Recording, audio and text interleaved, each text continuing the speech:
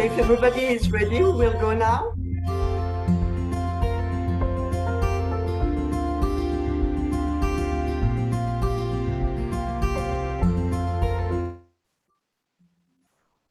Hello, good day, everybody.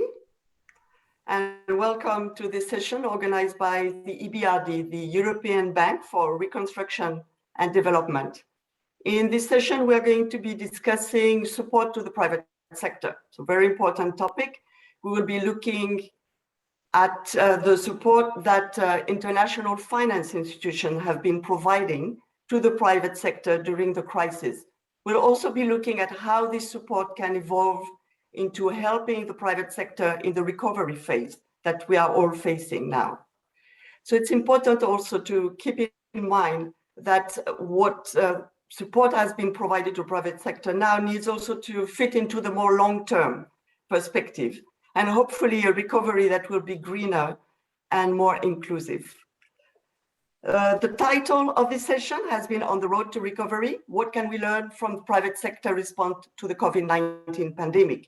And of course, we'll be looking at it also from the perspective of evaluation and what has been the role of evaluation and what is the role of evaluation for crises like that, and to provide evidence of what has been done and what can be done to improve the situation.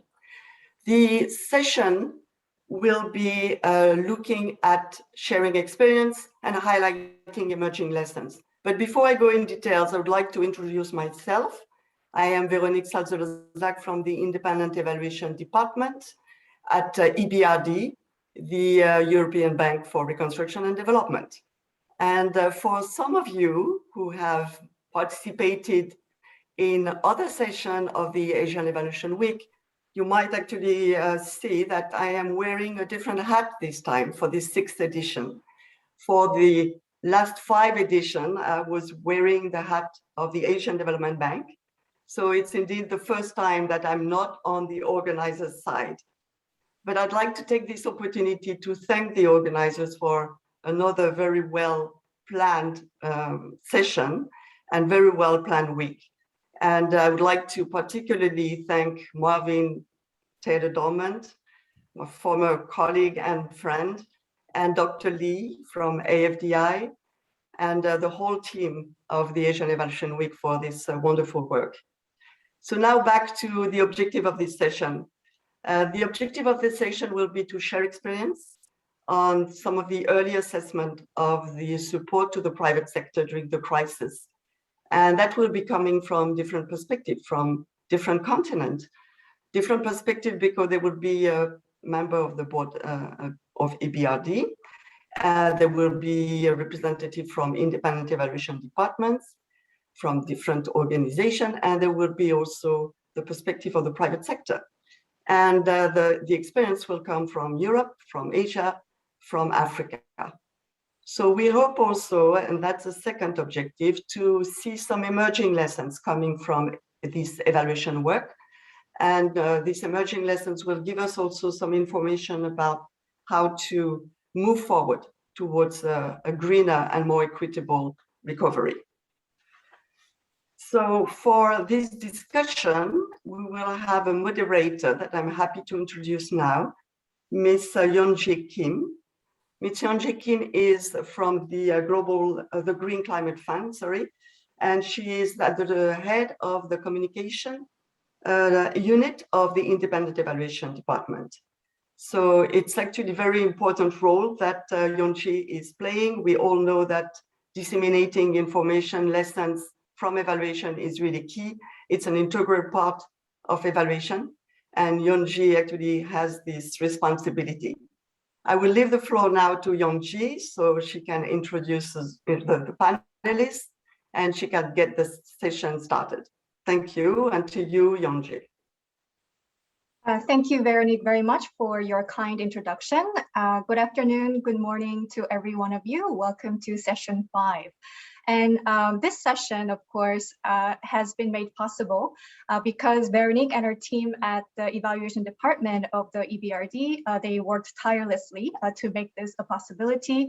And also, of course, I acknowledge the hard work done by the Asian Evaluation Week Secretariat.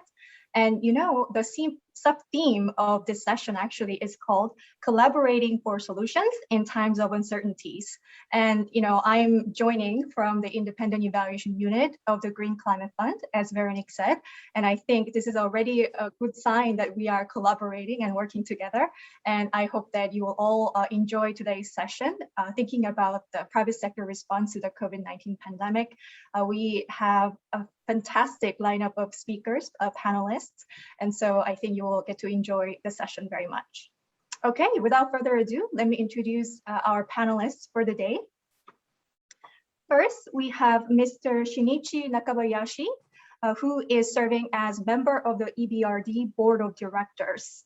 And he previously worked as Director for Administration, Management and Coordination at the Asian Development Bank Institute. And he's held many senior posts at the Japanese Ministry of Finance, the OECD, and then the IMF.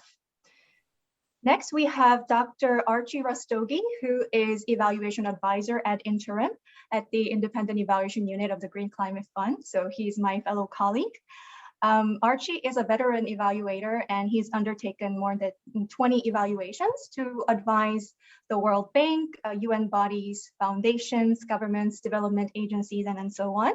And more importantly, for this session, he is currently the task lead for the IEU's independent evaluation of the Green Climate Fund's private sector approach. And so he will be able to share with us some of the early lessons from this evaluation. Next, we have Mrs. Karen Roth-Munsterman, who is the Acting Evaluator General for the Independent Development Evaluation, IDEV, at the African Development Bank. So she manages the Knowledge Management, Outreach, and Capacity Development Division of IDEV. She also served as a Senior Policy Advisor at the Dutch Ministry of Finance prior to joining the AFDB. Next, I'm really excited that we have a private sector representative as well. So it's my pleasure to introduce you Mr. Zandos Kerimkulov and his wife, Ms. Naila Shodorova. They are the CEO of a company named Egistic. And Egistic uses space images provided by the European Space Agency to analyze the agricultural field characteristics and performance. So their typical clients are Kazakh grain producers with large fields. And so I hear that their firm is being supported by the EBRD, And so I very much look forward to hearing from them, their experience of tackling and managing their company in this time of COVID. All right, so with that, we are ready to kickstart our panel discussion. And my first question goes to Mr. Nakabayashi. Okay, so Mr. Nakabayashi, thank you very much for joining us today. It's not every day that we get to hear from a board member of a multilateral development bank, about the importance of evaluation. So please tell us from your perspective as the board member of EBRD, how important is evaluation at a time like this, at a time of uncertainty like this caused by COVID-19? And what kind of evidence would you say you need from evaluations to enable effective decision-making at the board level? So please. Thank you, Yonji. It's my great pleasure to attend this important and timely meeting. EBRD has been very active to the COVID-19 crisis and has put together a rapid and ambitious response called the Solidarity Package. With such an unprecedented crisis, it was important to react rapidly, but it's also important to make sure EBRD reacted well with quality interventions that are effective in supporting the private sector to face the crisis and build resilience. EBRD's support to private sector clients has been additional. For example, liquidity crisis addressed with support from international financial institutions rather than private sector providers on the ground. EBRD played an active role in supporting its SME clients in Central Asia. For instance, the bank supported a family-run pharmacy business in Kazakhstan to withstand the pandemic, as well as Kyrgyz women-led business to adapt to a more sustainable logistic solutions. This is a temporary event due to the nature of the crisis and the needs of the bank's private sector clients. It's important that the support to private sector clients is timely and rapid, but also well targeted to achieve the expected results. Board members need to have some objective evidence of the quality of the response by EBRD in order to inform their decisions. This is why it's very important for board members to have an independent evaluation in real time. The evaluation assessment of the COVID-19 response delivered timely to board members by the Independent Evaluation Department and is structured in a sequential approach.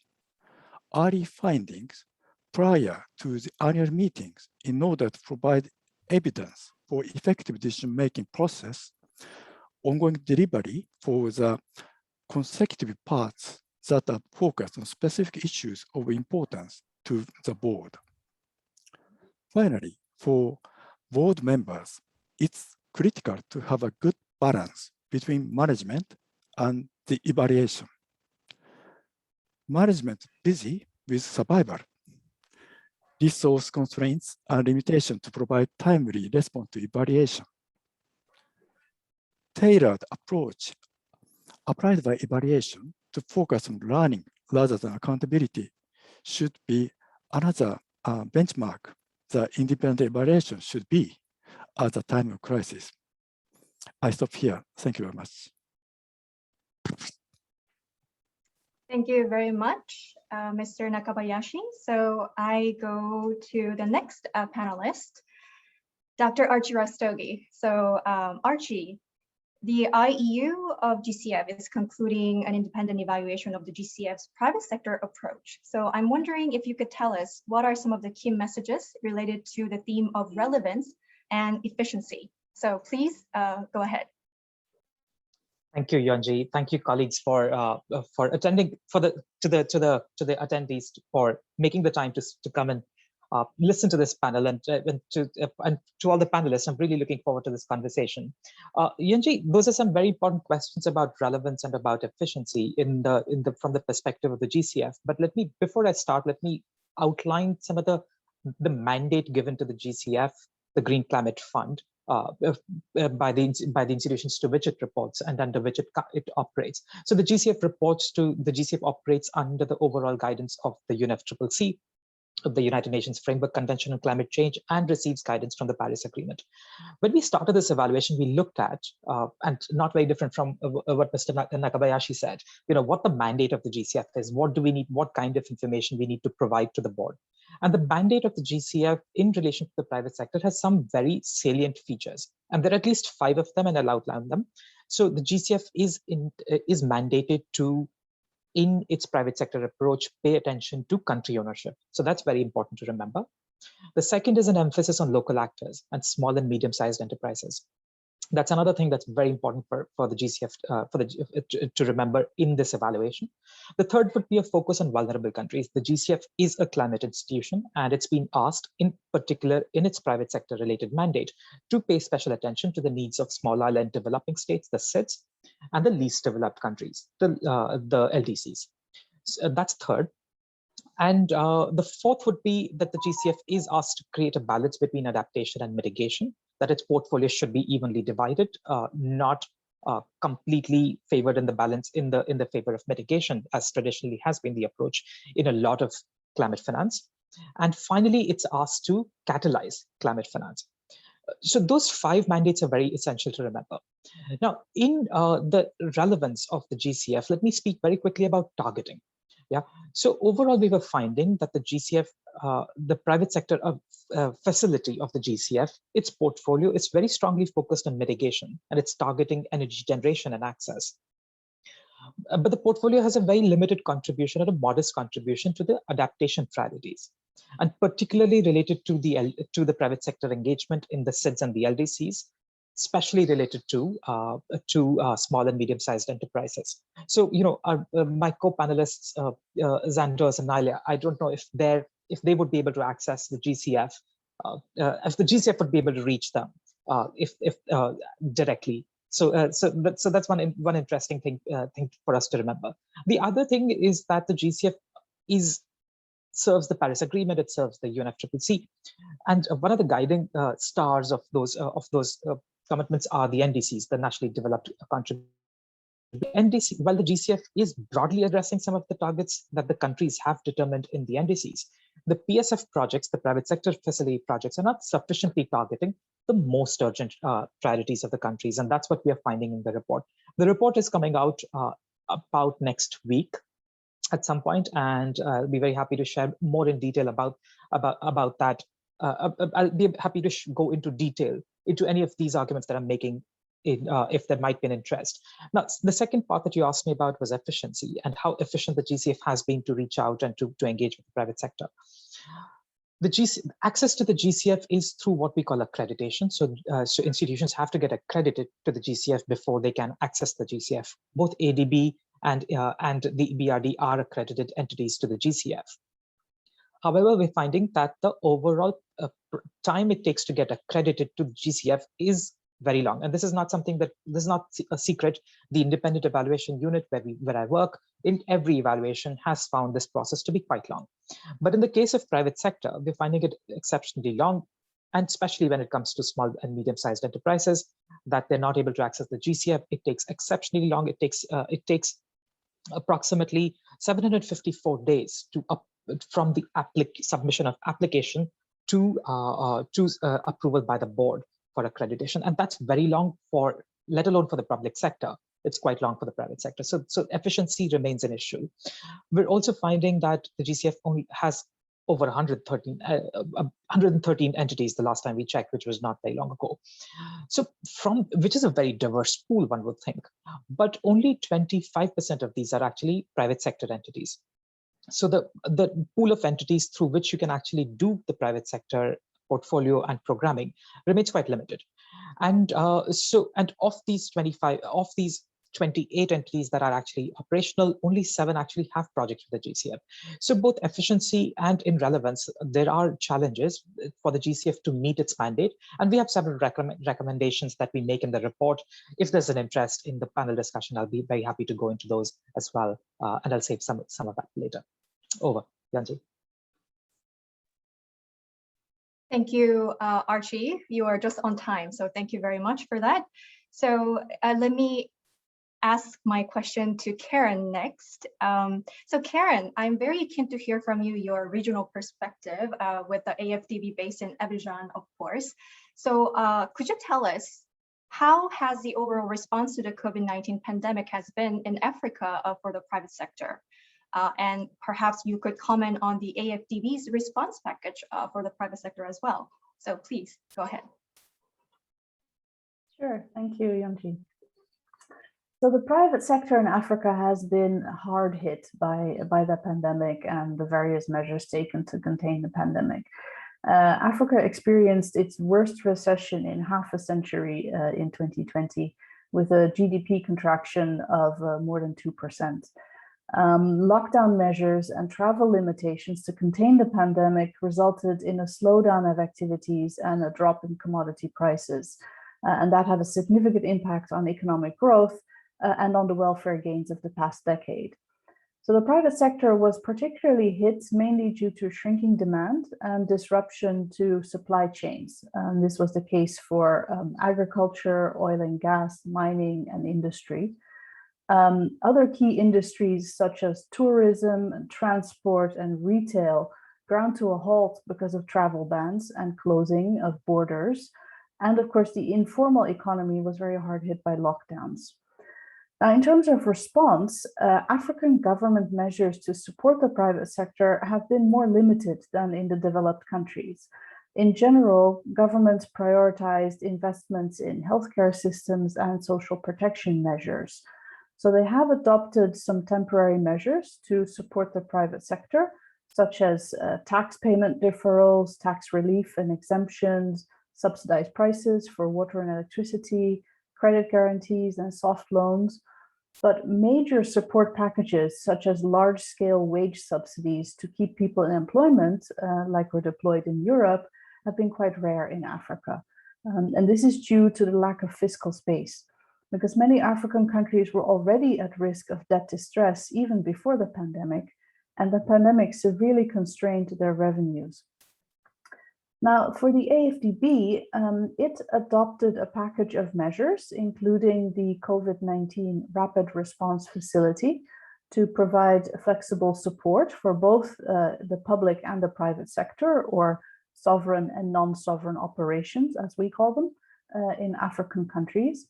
So this facility foresaw resources of up to $10 billion in support, of which up to $1.4 billion for non-sovereign operations, private sector operations, specifically for debt service deferrals, short-term liquidity, and trade finance and guarantee facilities.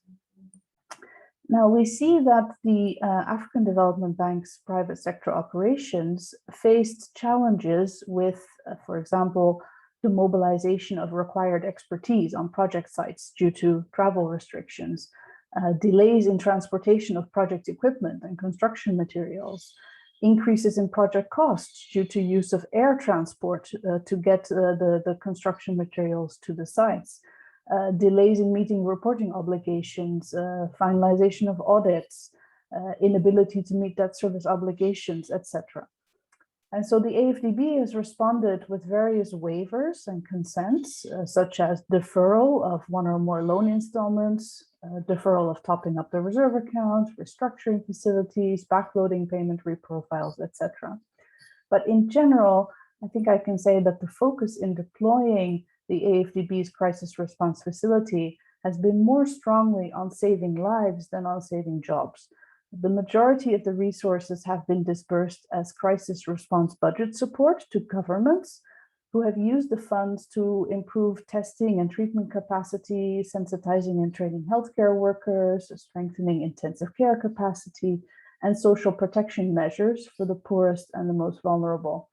Now, some countries have used their crisis response budget support for private sector, such as tax deferrals, reductions in the cost of public utilities, support for SMEs.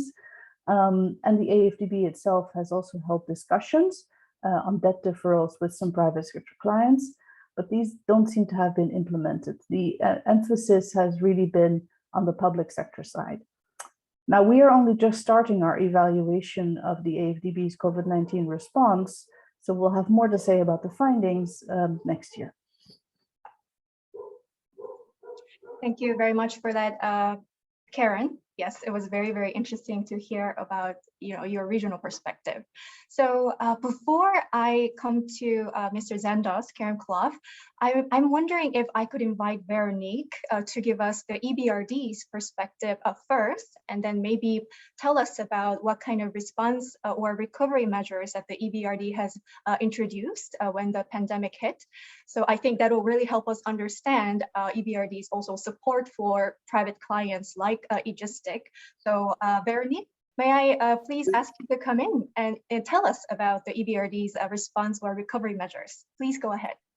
Thank you, Yonji. And I won't be too long, but what I would like to add is, of course, in Europe, private sector was also hit by the crisis, maybe less than in Africa or less than in some part of Asia, but actually quite hardly too. And the response from EBRD was very, very rapid. And as you know, private sector is at the core of EBRD's activities. It's really the essence of EBRD. So it was really important for EBRD to be able to react rapidly and to provide some assistance to the distressed private sector. And they did that really, really fast. They did that by providing 20 billion of euro of financial support. And that's actually financial support plus rapid policy work to provide also provide a business environment for the private sector. And that actually was for 33 countries, including 13 countries in Asia. So they are actually countries that overlap also with some other MDBs, like the Asian Development Bank or the World Bank. And the package was mainly short-term liquidity and working capital. So it was really to provide immediate support for the private sector so that they won't go bankrupt and they will be able to survive the crisis. And now it's actually time to think about how to go a little bit further to make sure that the recovery is also a recovery that actually maybe take the opportunity of the crisis to be greener, to be more inclusive. And that's definitely a hope. What we can say also is that the evaluation department in EBRD was also very quick in responding with within its own function to the crisis by suggesting a real-time evaluation. And it's not just EBRD, a lot of other organizations and multilateral development banks have actually provided real-time evaluation. And I'd like to stop here to really insist on the importance of this, because I think it's really something that's new also in this crisis, where evaluation is not coming at the end. We are actually right now talking already about early evidence from evaluation when we are still in the crisis.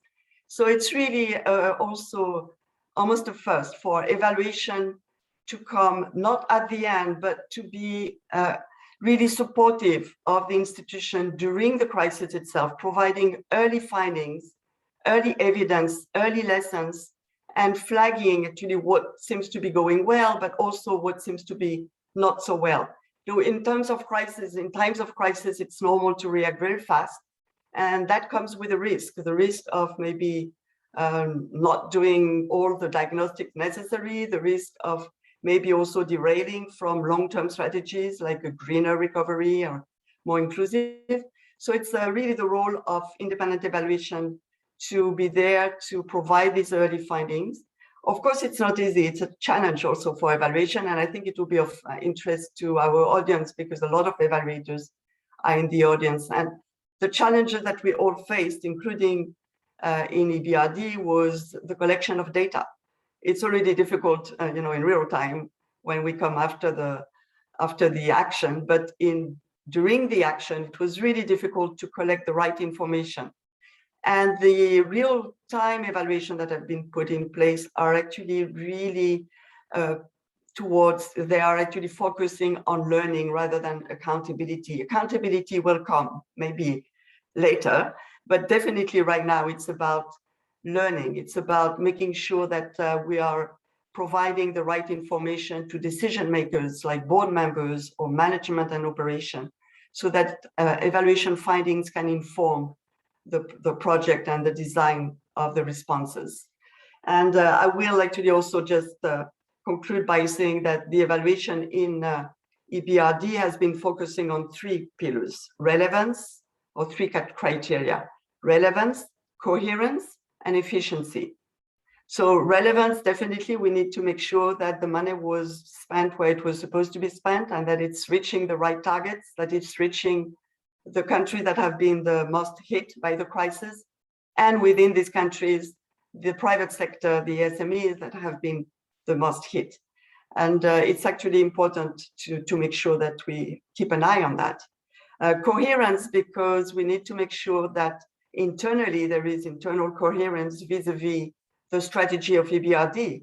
Again, a strategy of a very ambitious one of a green development and green transition and inclusive transition, but also coherence externally, making sure that we are also coherent with the action of the other IFIs or MDBs. And that, of course, has been more difficult because of the need to go fast. It was really difficult to make sure that there was also coordination. So maybe in the recovery, that's something that we would need all to focus on, more coherence and more coordination among ourselves. And finally, efficiency. Yes, it was fast. Now, actually, we have to check, how efficient it was in dispersing to the right people. So I will, I think, leave it here and just say, as a conclusion, that I think the role of evaluation has been particularly important during this crisis and still is for the recovery phase. So thank you, Yonji. Thank you, Veronique. That was excellent. Thank you for highlighting the 3 criteria: relevance, coherence, and efficiency. And I already sensed from Mr. Nakabayashi's intervention earlier that your evaluation department has already done a great job, probably. It seems that the board member, has a lot of trust in your work, so that's great news. So now I turn to Mr. Zandos Kerimkulov, who could perhaps talk about whether the EBRD's response measures has been really rapid, because his firm is being supported by the EBRD. So Zandos, here is my question for you. How has the pandemic affected your business and the professional life of your team? And what would you say about the EBRD's response package for you? Okay, thank you. Thank you, Yonji. So during the pandemic, it was like not bad time for IT companies.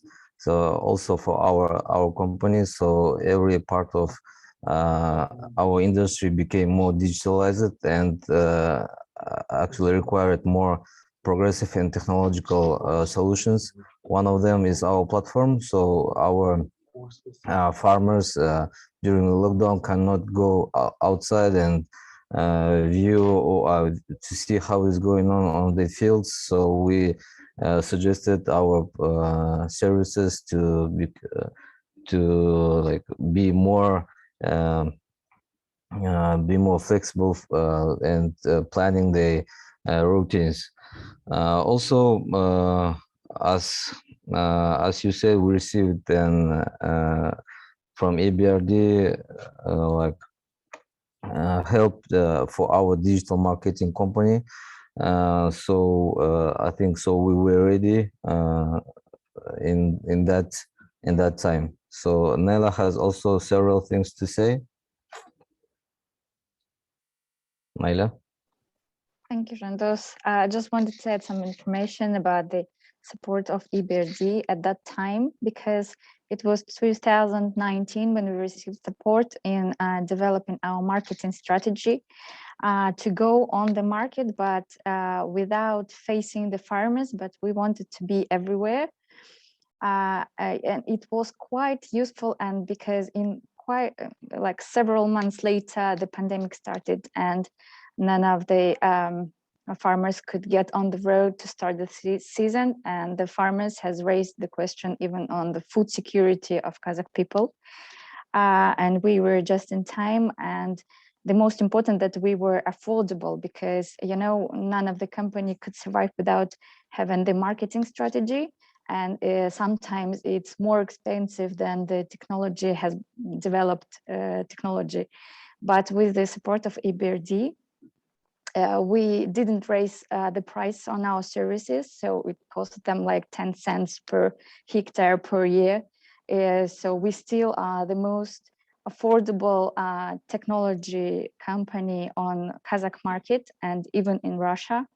And this helped us to raise our customers. So now we are covering around 1 million hectare in Kazakhstan and 300,000 in Russia. And now we have a contract in Ukraine. Thank you. Thank you, EBRD.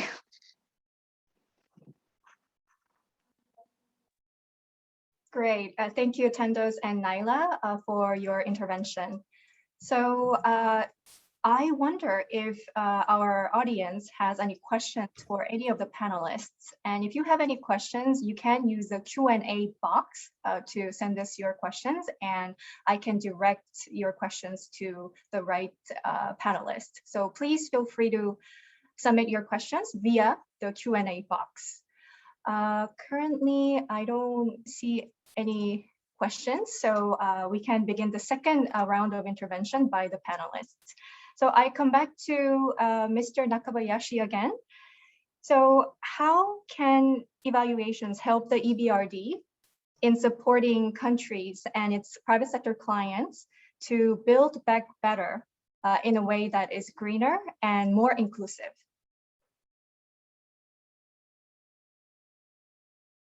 Mr. Nakabayashi, you're on mute.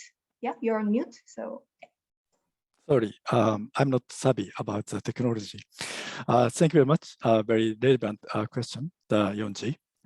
A quick response has been the key to the EBRD response to COVID-19 crisis, but very important to deliver quality rather than quantity of support under the EBRD solidarity package. The primary focus has been to rescue the clients in distress with the risk of shifting the bank's efforts in addressing the transition gaps, particularly in green and inclusive transition qualities in the region. Early evidence that the COVID-19 response has been understandably focused on resilience and survival, but it seems that it hasn't helped addressing the green agenda issues, such as challenges posed by climate change. Also, I do believe evaluation findings can help management adjust a response by providing early indications of what works and what needs to be managed carefully and paid more attention to moving forward. In times of emergency, operations department is working fast and is busy addressing urgent issues. Therefore, evaluation can take a step back and help operations reflect on what has been done and how it fits in the bigger picture. Finally, I do believe that evaluation could be a trusted advisor to each team through its provision of guidance on what's working and what needs some adjustment. And I'm grateful for the positive feedback from our clients, Naria and Jandos, and especially like that we are helping our clients with the latest technology for our clients to innovate. And that will be a structure or that makes our clients will build back better after the crisis. The crisis provides our clients with an opportunity to innovate. EBRD is happy to provide our clients with consultancy services and giving the opportunity to adopt the latest technology, such as digital solution. Thank you very much. Thank you, Mr. Nakabayashi. So we already received some questions from the Q&A box, so maybe we can answer these questions first. So the question goes to Veronique. Sorry, okay. So from a participant joining us from Nepal, he's asking, Veronique, so how did you make available the early evidences and learning prior to the closing of the pandemic? You know, the pandemic is still going on. So don't you think that it may happen otherwise? How are you so sure of doing this real-time evaluation? And I think our panelist, Archie Rastogi, yeah, he also had the same question. So Veronique, over to you. Thank you, Yunji, and thank you, Drupa from Kathmandu. Well, it's not as if we're sure. I don't think that anyone is sure of anything these days, but definitely what we are sure of is that it's important to collect information and to try to draw some lessons from the evaluation. So to collect the data, it's actually important also that it's not just independent evaluation which is aware of the need to collect data, but it has to be really the organization as a whole that actually values data, understands, of course, the value of collecting data, not just on output, but also on outcomes. So it's not just about how much we disbursed, but really whether the money had the effect we wanted. So did it really help enterprises not to go bankrupt? Did it help enterprises well, not only survive, but actually maybe adapt? Did it help them become more digital? Or where some policies also in countries change to support the private sector? So those are really elements that we try to capture. And it's not always easy, of course, because especially in times of crisis, when designing projects or programs, operations are, they want to go fast, and you can understand that. They need to respond to the demand, and they don't really have the time to think about the indicators and the data that needs to be collected. So I think that's actually also a lesson from this crisis, is that we need to be all ready to develop a culture of evaluation where it's really across the institution, that people, when they design projects, right away think of how are we going to measure progress? How are we going to be able to say whether we were successful or not? And that's, to my mind, it's not actually just for evaluation to worry about. It's really about for everybody in the organization to worry about. In the term, for the real-time evaluation that we are working on, we haven't actually published yet. We haven't presented it to the board yet, but there will be short reports, and the team, Gabriele and Natalia, are here actually today also in this session, and they are working on it. And I know that ADB already gave some lessons last year, and they are going to publish more now. So I think all of these institutions, African Development Bank, Asian Development Bank, EBRD, and all of the others are really trying to be rapid, to try to collect information as much as possible, and maybe not give definitive findings, certainly not definitive recommendations, but at least early findings, and flag areas that operation or board members need to look at to make sure that the package will have the effect that they want to have. I hope it. Oh, did you hear me? Yes, we heard you, Veronique. Thank you very much. So there were some quick follow-up questions as we were speaking, so maybe we can address these first. So Laurinette asks, what tools did you use to collect data? Did you do it face-to-face or remote? And then Drupa again asks, would you please also share on collection methodology? And also, before you answer that question, Archie, did you want to come in, or did Veronique answer your question already? Please go ahead. Thanks, Angie. If I might, real quick. So I have the same question as Truba about how Veronique had to adapt the methodologies, the methods that we already use for evaluations, if you had to adapt them for the data collection. And one more thing, Veronique, because you said that these evaluations in real time would serve more the purpose of learning, less accountability. But as we do independent evaluations in our independent evaluation units, they are taken to be for accountability as well. So in your communication, did you have to adapt that in some ways to ensure that this evaluation is a different evaluation than an accountability evaluation? That'll be very interesting to learn from your experience. Over. Well, very important, Archie, and I know that we all are facing the same challenges. So I would be interested also in hearing how the others have been facing these issues. In terms of methodology, right away, actually, it was important to understand that we were going to be using existing data, but also interviews, and there are different ways actually of collecting the data. I know that in ADB, they even use big data and social networks to see actually what was the reaction to the package.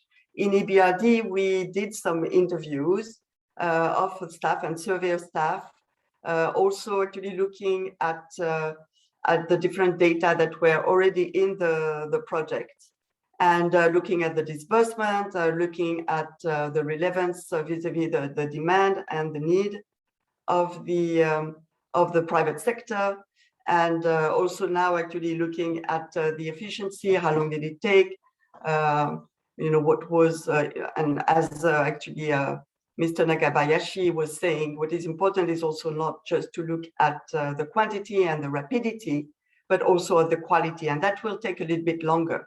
In terms of communication, I have to say that the communication is not just at the end for this type of evaluation. It came right at the beginning. So there was some consultation. It was true in ADB, and I know that it was true in EBRD before I joined, that before starting the real-time evaluation, there was communication internally with board members and management to explain what was going to happen and why evaluation thought that there was a role for independent evaluation at this stage. Because some reaction could be, and may have been, it's too early, and we're really busy with the action, so we don't have time for evaluation now, it will come later. But actually the argument was to say, no, it's actually very timely to do it now. Of course, there will be more coming later, and that would be more on accountability. But it's very timely actually to be able to have some tools, to have some early findings, and make sure that we have early messages to bring back to board members for their decision making, and to operation for them actually to ensure that they are doing the right thing and that they are doing it well, and or doing it right. Sorry. So it's actually a communication that started right at the beginning, and then as we were going, it was really to say, of course, we won't have all of the data that we would need to assert some of the findings and to be really strong on some of the elements. So we'll need actually to take it more as an interim report, as an interim feedback on evidence and findings.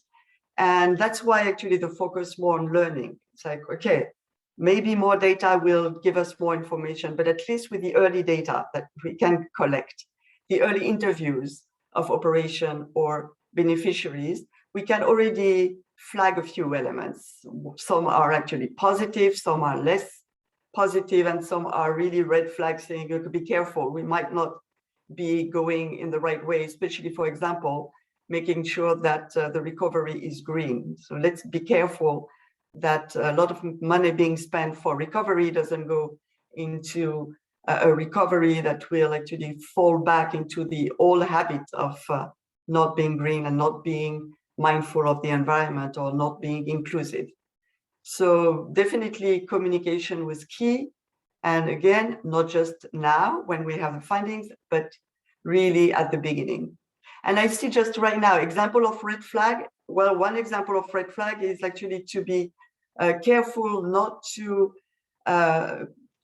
conduct or to use the package and the funds for those who are the better informed, either the country level or private sector, because that's actually a risk, is that those that are maybe most at need of this package may not be well informed or not be ready or structured in a way that they can actually reach out to EBRD and say, okay, we are actually in need of liquidity, of working capital.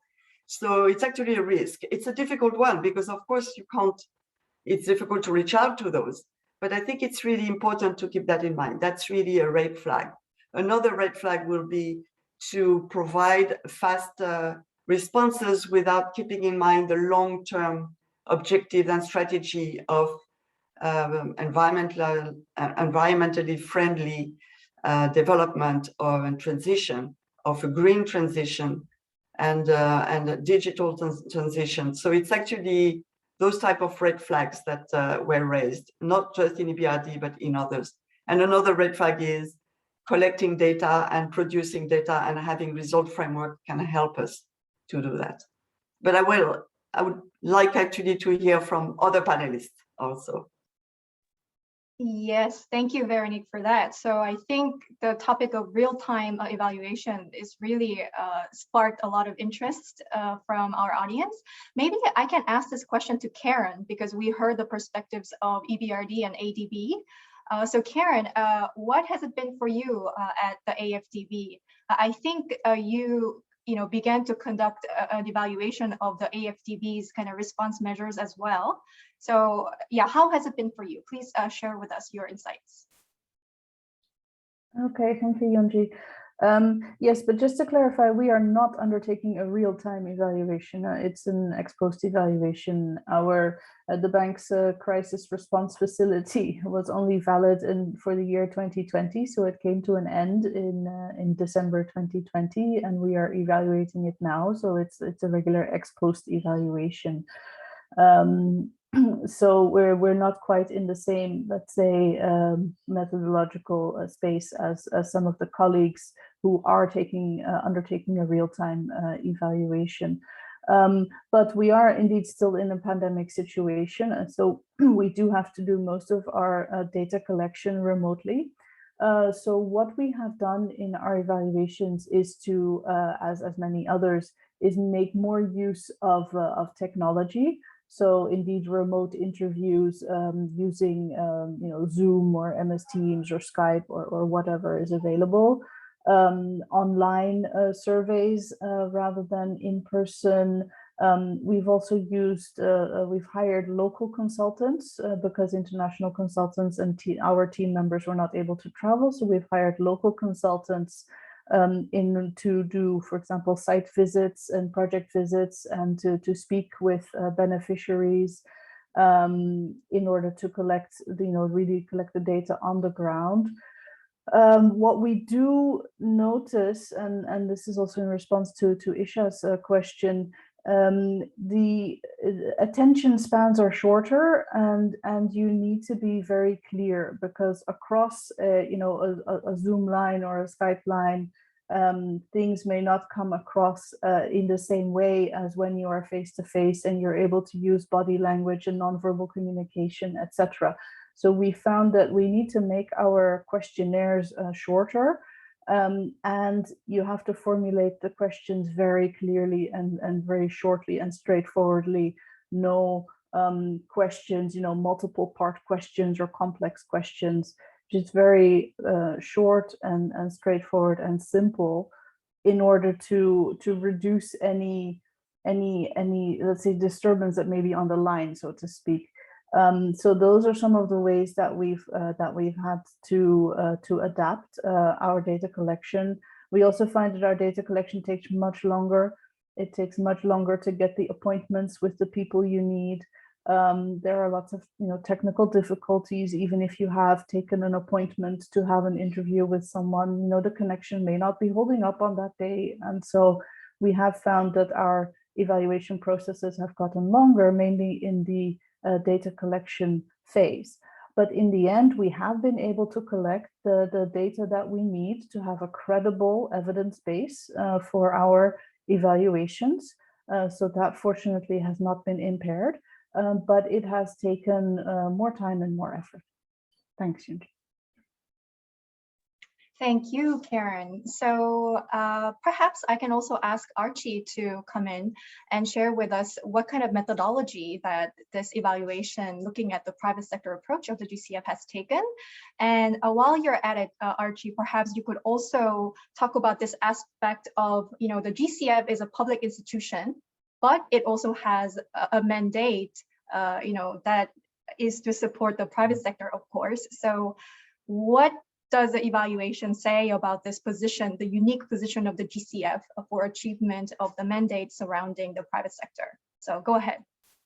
Thanks, Yanji. And I have to concur with colleagues that, we used, I think in the evaluation world, so to say, our methods are quite standardized in terms of interviews and surveys and case studies, country case studies, etc. And like Karen said, and I assume Veronique's experience has been similar, that we've done case studies, etc., and ground visits, if not ourselves, through Zoom, or through our colleagues who are based in the countries or based in the regions. I personally find, and this might be a bit outrageous to say, but I personally find that the use of that is reducing a little bit, because if I am supposed to be to be asserting and to be confident about the findings, then it's the immersive experience of being in a context and being in a country, and that distance has actually limited the sense of confidence I have on the findings. So the nature of findings has shifted a little bit. So right now we're talking less about impact on ground, we're talking about policies, etc. And I hope with time we'll be able to get back and experience these changes for ourselves. And this I'm saying as an evaluator, and as one who's trained in qualitative research, where the immersive experience and the experience of the lived experience really is quite crucial to understanding what really took place. Yanji, the second question that you spoke about was the mandate of the GCF, and the GCF is quite different from the mandate of the GCF is quite different from the mandate of the institutions to which the other colleagues on the panel belong, which is the GCF is a climate finance institution. So the mandate of the GCF very clearly is about the needs of the developing countries and has an emphasis on catalyzing.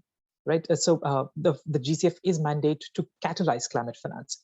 And while we find that the GCF has successfully channeled financial resources to develop countries, it's also got, in terms of leverage also, it's done quite a bit to leverage large scale of co-funding from public and private sector. But at the national level, because of the barriers that I spoke about in terms of efficiency, in terms of accreditation and how long it takes, especially for small and medium-sized enterprises, but also other actors, the processes can be quite slow and unpredictable. And therefore, this has created a barrier for co-finance, for leveraging finance from those actors. Now, one very important point for us to make in this evaluation is the distinction in the policy documents between catalyzing on the one hand and leveraging co-finance on the other hand. So in the GCF literature that we find, in a lot of the guidance that's provided to us, to the GCF after the mandate from the UNFCCC, in that guidance, the words leverage and the words catalyzing are used interchangeably. And that's led to some amount of, I wouldn't say confusion, but emphasis being laid in different ways. And there's been an overemphasis on leverage ratio, which for a climate finance institution we're finding is not the best measure of its success or of its effectiveness. So we're suggesting to the GCF, to the board and the secretariat to clarify that the GCF could be a high-risk institution that catalyzes investments in transformative projects, and that in the short term that might mean making losses. In the short term, that might mean making grants for enabling environments and to create policy changes, etc.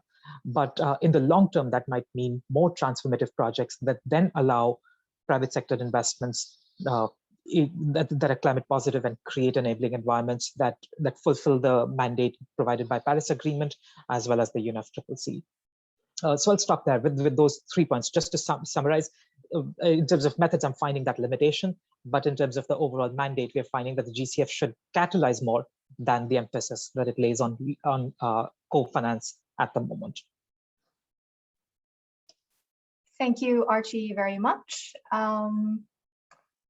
Yes, I wonder if any panelists have questions for Archie before we move to hearing about the private sector experience from Zendos and Naila. Any questions? Because as Archie said, the GCF is quite different. It's not an IFI or it's not an MDB. And so the experience has been quite different, I would have to say. If no questions for Archie, okay, I will move to Zendos and Naila. So my question for you is, what kind of lessons can we derive from your recent experience of Egistic, in dealing with the COVID-19 pandemic?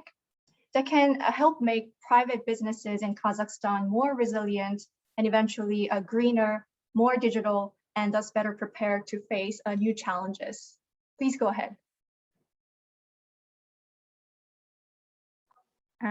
To start, I would say that actually Kazakhstan is quite digital in other services like banks, and actually we don't have any cash going on, so we are all using our phones to pay. But in the structure of agriculture, we are quite back from if we compare to European country or to Russia, for example.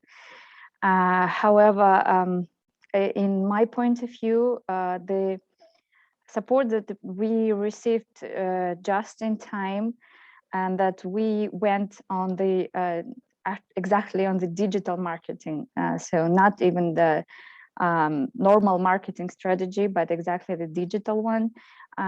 It helped us not to raise the prices for our services, so it was affordable for our farmers to use our technology. And that afterwards, I can say that we were quite successful in Kazakhstan, not only by the prices, but during the pandemic, all our team were available, and we all worked very hard from home, despite our 3 kids. But eventually, our team worked very hard. Sometimes it was 24 hours a day, because they didn't spend time on the road, like to get to the office, and we didn't spend any money on the renting and stuff like that. So all this could help us not to spend the money, and also to save, and to trend all those money for the pricing, for our the pricing that we we could get to the farmers. So it was very cheap for them. And also the technology that we could develop during the pandemic by our technological team was like much better than other competitors that were on the market already from other countries, because we don't have any other Kazakh company that could provide such services like us. So this is what we can say, that we want to go green afterwards, because now we're developing the new product called Super App, and this is the place where all the services could be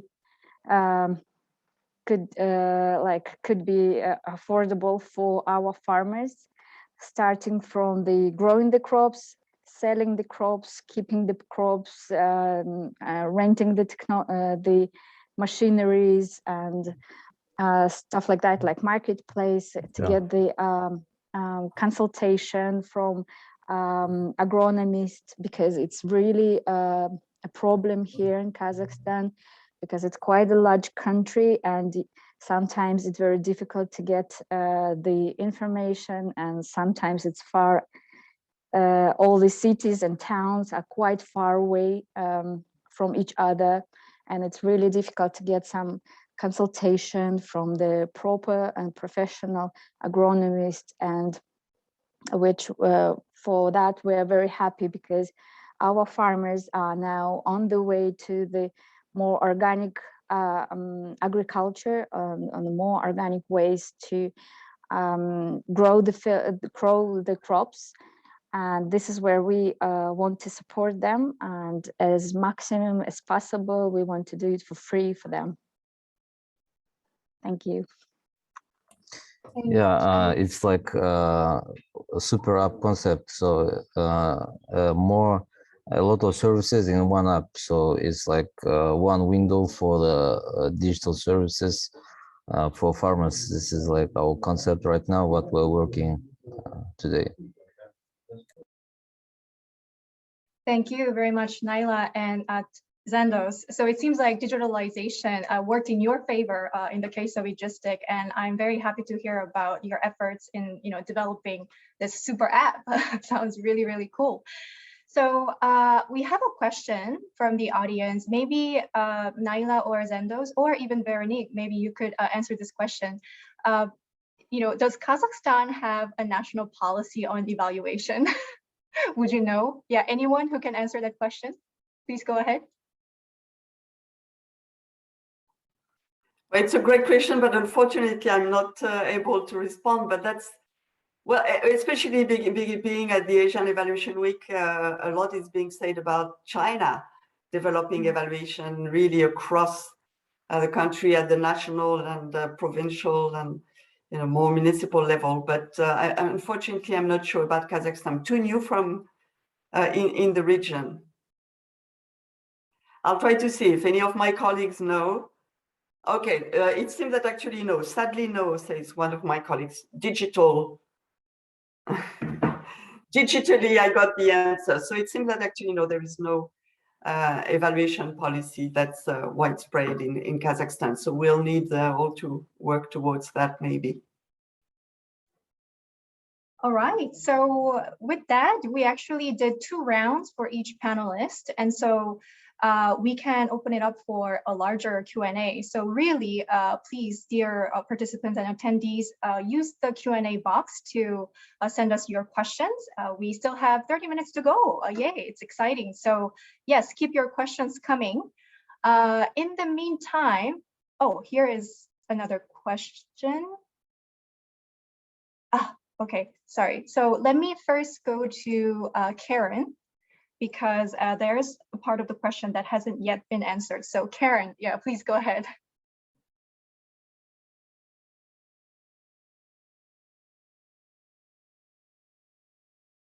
Karen, you're on mute. Yes, sorry, I hope you can hear me now. Yes, I think you had meant to ask me about what role I envision for the evaluation function in supporting the recovery of the private sector in Africa. So just to refer to what I think Mr. Nakabayashi had already referred to, and Veronique as well, that board members and those designing interventions in support of the recovery require credible evidence to inform their decision making. So the role that I see for the evaluation function in supporting a recovery is in providing lessons on what has worked, what has not worked, and why. Because by learning from the past, we can avoid the mistakes of the past, and we can design more effective interventions in support of the private sector, and thereby helping it to build back better. Now, greater effectiveness of interventions will be all the more necessary because the African region's governments remain fiscally constrained. They borrowed substantially to finance health and social protection measures and programs. And so the consequences of this borrowing will still affect African countries after the pandemic has ended. And I have to say, with very low vaccination rates, the pandemic is far from over here. So we're not quite in a situation of recovery yet. But once the pandemic has ended, that borrowing will still be weighing on African countries, that debt service bills will take away resources that could have been spent on investing in physical and social infrastructure that is necessary to ensure sustainable and inclusive private sector development. And so in this scarcity of resources, countries of the region should really improve the quality and the selectivity of their public investment. And they can do that by applying the lessons from evaluations. Now, like other evaluation functions, IDEV has conducted many evaluations of the AFDB's support for private sector development. For example, we've done evaluations of the bank's assistance for SMEs, its use of public-private partnerships, evaluations of lending instruments such as microfinance and lines of credit and equity investments, as well as broader evaluations of the bank's private sector development strategy and its role to promote access to finance. Now, in addition to lending for private sector companies, Like the EBRD, the AFDB also undertakes policy-related work to support the private sector environment. And this is channeled via institutional support projects and policy-based operations, which provide capacity building and assistance for member countries' policy reforms and economic restructuring efforts to strengthen the business environment. And IDEF has evaluated both of those instruments also. But it's not only the lessons from evaluations of support for private sector development that are relevant.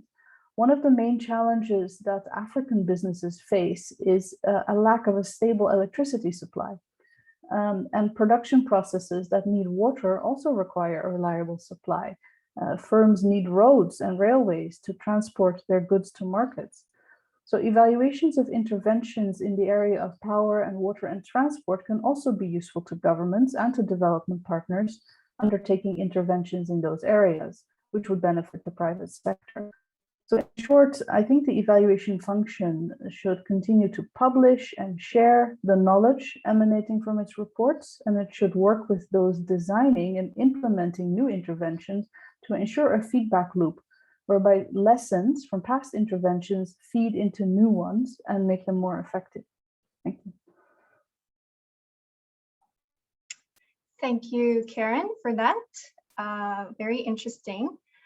I have this question from a fellow EBRD colleague. Perhaps, yeah, we can discuss this. How do IFIs, so how can IFIs work better to support the private sector in recovering from COVID? And also how the evaluation departments can work better together. How can we collaborate better together?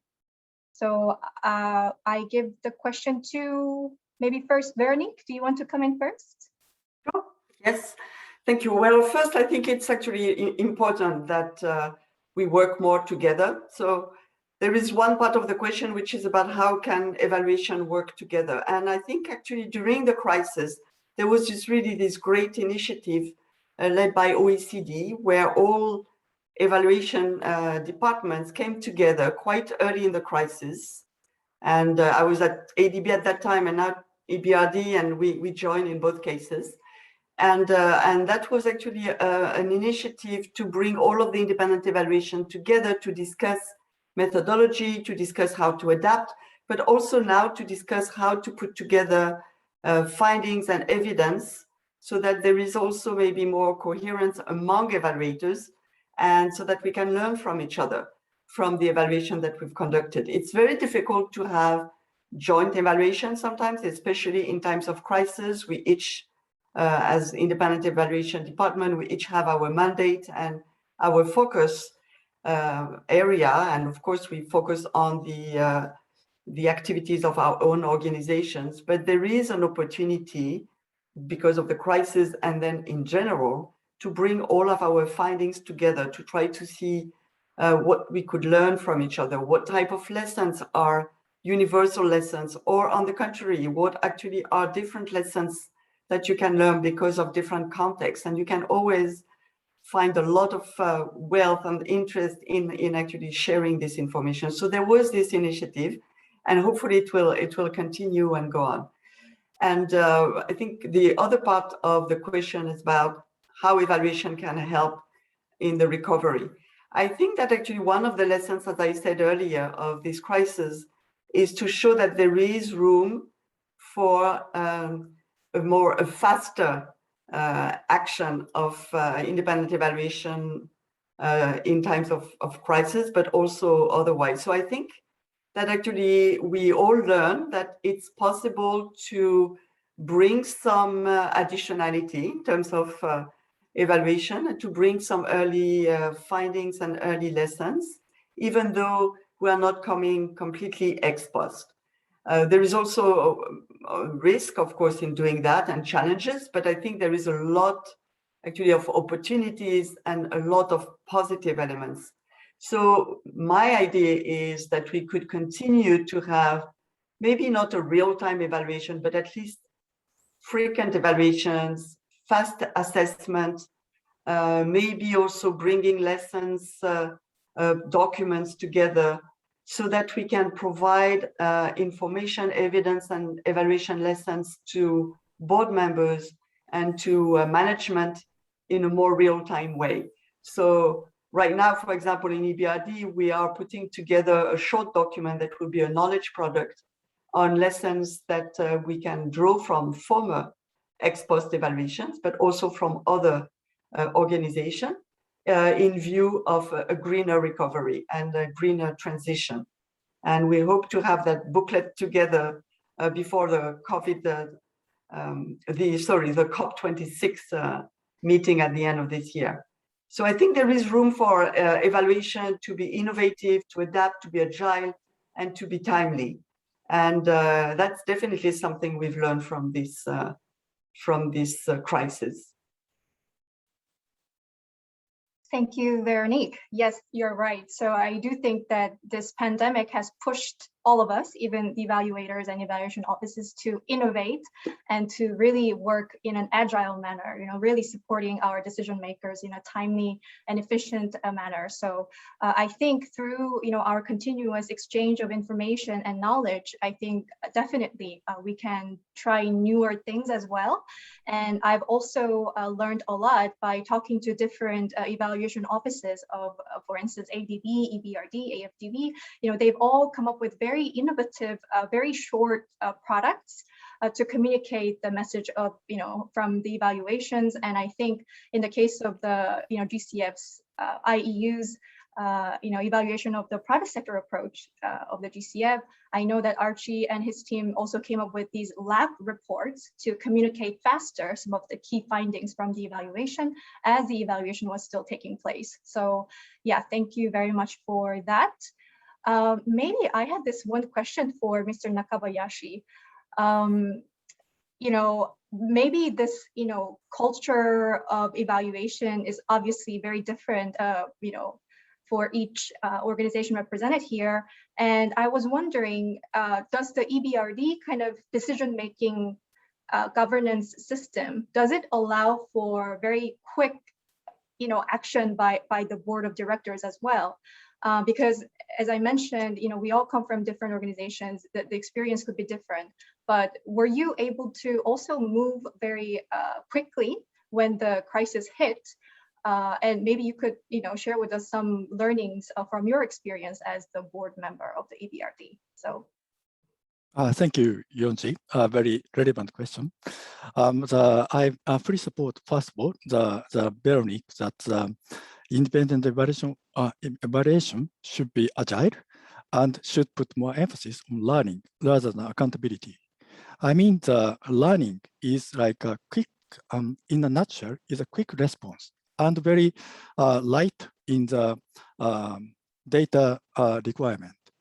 The accountability, when the independent evaluation will provide accountability, it has to have a comprehensive consultation with stakeholders. But at the time of crisis, especially the physical interaction is limited under the COVID-19. So the web-based questionnaire should replace like a person-to-person physical interaction. So and also the most important restriction or limitation during the COVID-19 is time scarcity. I already touched upon in my previous answer that the data restriction, or say the data limitation, that we shouldn't burden management or the staff on the ground too much data requirement or data reporting for independent evaluation. That will hinder the quick disbursement of the loans and the immediate response, immediate help our clients badly need at the time of crisis. And I'd like to say the answer from my about the question about how IFI system can play a say organic role to respond to the COVID-19. I think we are each institution like World Bank or Asia Development Bank, Africa Development Bank, EBRD, IFC have each comparative advantage. In the case of IFC, International Finance Corporation, in the World Bank Group and EBRD, we target the private sector. That means we deal with many small clients, small and medium-sized enterprises, and each project is different, and our clients are heterogeneous. So we are very time-consuming to make an independent evaluation of impact of the project. So we have to be savvy to economize our resource requirement when we conduct the independent evaluation.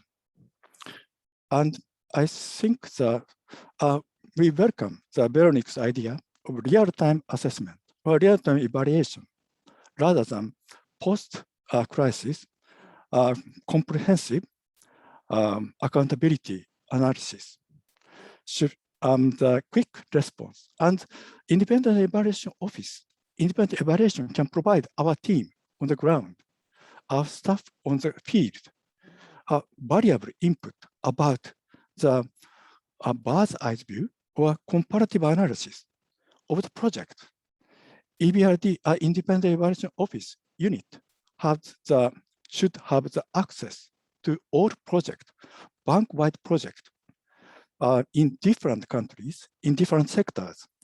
So by this bird's eye view or overview, independent evaluation officer can provide each team with a variable input about the evaluation compared with other colleagues, other sectors, other teams, other banking teams. That will be a very essential and unique role independent evaluation can play during the crisis. Finally, but not the least, the answer to Yonji, the board members are very ready to respond quickly. I mean, the board members usually demand like time to examine and a comprehensive report before discussing anything.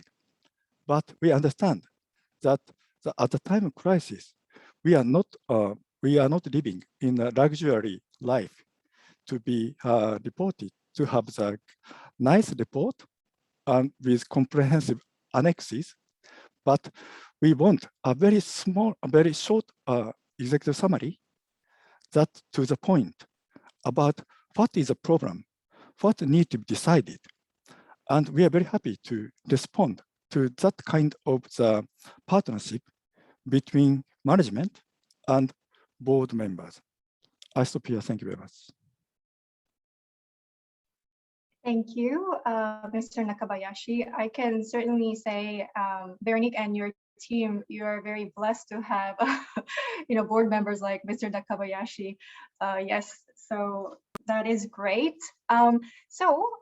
Yes, dear attendees, thank you for exchanging information through the Q&A box as well. The attendee from Sri Lanka shared with us the evaluation policy of the country. So thank you for that.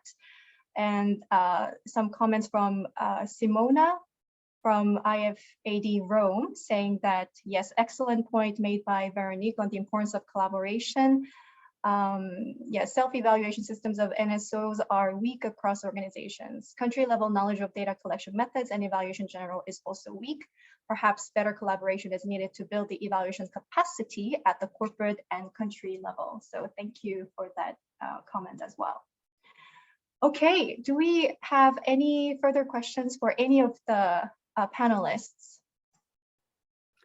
Well, maybe, Yonji, if you don't mind, I'd like actually to react to Simona's post, because I think it's really an important point, and it also echoes what Mr. Nakabayashi was saying, is that it's important to keep the balance between asking too much data and asking too much from the private sector, so that actually we are burdening them, but at the same time, making sure that they are also trained in evaluation, in the sense that actually evaluation, even for private sector companies or even commercial banks or other organization or commercial organizations, is actually can be an asset. It's really not just a burden. It's an investment that helps businesses also understand better their impact, their progress. So I think actually there is something that could be done in trying to see how to build the capacity. Maybe we don't call it really of evaluation function within the private sector, but at least a capacity to collect data and to be able to analyze the data so that it becomes also useful for their own business. And I've seen the case for microfinance institutions where it was part of the investment and the funding to build the capacity of the institution to collect a lot of data on gender, on the life of enterprises, job created, and all of these elements. And if it's automatized, it's actually not that much work for them, but it needs to be well done. It needs to be digital. And at the same time, it can be really important for their own business. So it's really integrating this element of data collection and data tracking within the business model of even enterprises. And we see more and more of that also with impact investments and with all of these new companies also who are very concerned about the impact they have on the environment and on their communities. I think there is really a trend there, and it would be great to have good collaboration to develop something on evaluation capacity in non-sovereign operation and also with the private sector itself. So that was just my comment on Simona's excellent remark. Thank you. Thank you, Veronique. So we have a question actually from one of the panelists to another panelist. So I hope we can answer this question really quickly. So Karen is asking if Archie could come in and share with us a little more about, what the evaluation found about the private sector and the private sector support that the GCF is providing. So Archie, please, go ahead. Thanks, Anji. Just to check how much time I might have for that response, and I'll go into details accordingly. Maybe in two minutes, 3 minutes. 2 minutes. Okay, Yeah. 2-3 minutes. That's good. So, Karen, that's. Thank you for asking the question and allowing me to introduce some of the findings. And these are early findings. The report is not yet out. So we looked at 5 different areas, and I'll give you very, very superficial answers because of time. So one of the first conclusions we're making is that the GCF does not sufficiently differentiate between catalyzing and catalyzing finance on the one hand and leveraging co-funding on the other hand. And we are recommending that it should indeed focus on catalyzing finance, because as a climate finance institution and because of its mandate, that really would be the role for the GCF to fulfill and to take risks which other institutions are not able to take. The second area we're talking about is a country-driven approach. The GCF has a very specific mandate related to being that its pipeline has to be driven by countries, and therefore the projects have to be aligned with NDC priorities. They have to be aligned with national government's priorities and aligned with spending on private sector projects with national climate strategies and plans. This is not sufficient yet, and it has to happen. The third area we're talking about is what should happen. GCF can focus on upstream enabling environments so that they subsequently lead to more results downstream. And these can be policy and regulatory reforms, technical capacity building and readiness, and other activities of similar nature. We're asking also GCF to consider smaller transactions in local currencies and things like that, so that more small and medium-sized enterprises and local actors, particularly in SIDS and LDCs, can engage with the GCF. And we're talking about adaptation, which is very important in the GCF's mandate, but is not sufficiently happening. Overall, I think if I were to really summarize the results in 2 sentences, would be that in the overall mandate, we know sort of a sense of direction where the GCF needs to go and how it needs to do it. But if you look at it more closely, there is sufficient ambiguity and probably deliberately built into that mandate.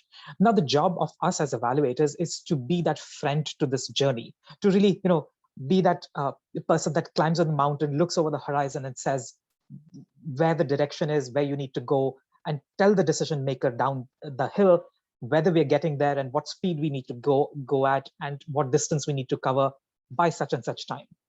And I think for us, that's the job, to really learn how to do that effectively and to communicate that. And communication is one topic we've spoken about quite a bit here, because no one individual has that view of the horizon by themselves, and then we can help figure out where to go and how to get there. That's what we're really trying to get at in this evaluation overall. Okay, thank you very much for that. So colleagues, it's been really insightful so far, and we have about 5 minutes to go. But maybe Veronique, I can invite you to perhaps give us some final, closing thought from your side. And yeah, if there is room, I could also ask each panelist to come in really quickly, maybe say one sentence, what they want the attendees to take home with them from the session. So maybe, yeah, Veronique, you can perhaps go first. Yeah. Well, I think I will actually do that exactly what you were saying. If we can go around, and I will participate in that round and say just a few words. And I think actually what I take away from this is really the importance of timeliness and agility, not just for evaluation, but definitely for evaluation. Important for us to be timely, to bring the right information at the right time to the right audience, and also to be agile, to adapt, and to make sure that we are relevant and as evaluators. But I think it's also for the private sector and for our institution. Timeliness and agility have been really the key words for responses from the IFIs to support the private sector and for the private sector itself. So I think that's the two words I will live with: timeliness and agility. Thank you. Thank you. So next, Karen, perhaps do you want to go next, Karen? Yeah, sure. I think that something which has come out of our session is the important role that evaluation can play in providing credible information. And as Veronique said, if we react in a timely and in an agile manner, we can continue to play that role, expand that role, and help to build an evaluation culture across our institutions, and hopefully also at country level. So for me, the key word is evaluation culture. Great, evaluation culture. I like that. Okay, next, Archie, please go ahead. Thanks, Anji. My word would be mandate, because as evaluators, I find myself reminding ourselves of the commissioner of evaluations, of the mandate again and again, and that becomes really the guiding light of where we need to go and how quickly we need to get there. And so I'll just keep the overall mandate of organizations in mind, and that would be my one takeaway. Okay, yeah, mandates are very important. We live by them, right? So, okay, thank you for that. Naila, do you want to go next? Yes, I would say that we should evaluate the private sector as well, because we are the companies that develop the technology, and I don't think that the government can do the same as just private sector does, because we exist for business, not for the government. However, there were comments that we actually have the Kazakhstan evaluation companies. So probably that is why I'm saying that Kazakhstan is quite digital, because somebody is evaluating and do something about this. So we also do have to evaluate the private sector as well. Thank you. Great, thank you for volunteering to be evaluated. Yeah, that's great. Okay, Mr. Nakabayashi, your final words, please. Thank you. Say the independent evaluation can be a trusted advisor to our clients. Say that our clients feel isolated because of the difficulty to reach out to the stakeholders. So by using the data technology, the independent evaluation can be a trusted advisor. That is my take. Thank you. Thank you. So if I may also, I really liked Veronique's idea of communication, effective communication. So still, I think in a lot of places, evaluation can be seen as an afterthought. You know, we don't really think about it. It's being pushed, you know, so it's really crucial to communicate effectively the importance of evaluation, especially at a time of uncertainty like this one. So I would like to add my 2 cents there. So thank you very much, all the panelists and presenter, our lead presenter, Veronique, and all the EBRD and ADB colleagues, and then the Secretariat of the Asian Evaluation Week. It's been a true pleasure, and also all our attendees. Many of them still are staying with us. So I thank you very much for joining us today. So Veronique, maybe I can hand it over to you now for the official closing of the session. So thank you. Well, just to thank you very much, Yonji. You have been really great in moderating this session. And thank you to all our panelists. I think it was great to have all these different perspectives. I was really happy to see also the interaction on the Q&A. So there was actually sharing of knowledge and information right now happening between Sri Lanka and Kazakhstan. So that was really great. So I'd like to thank, of course, the organizers also of this session and of the Asian Evaluation Week, and invite you also to join other sessions. There are plenty of very interesting sessions in the AW, and we have another one organized by EBRD on the 9th. It's green evaluation for green recovery. So very much a follow-up of this session today. So I hope we will have all of you join also this session. Thank you very much. And right on time. Thank you. Bye-bye. Thank you. Thanks, Please everyone. take part in this post-session poll, everyone, if you can. Thank you very much. Thank you. Bye-bye.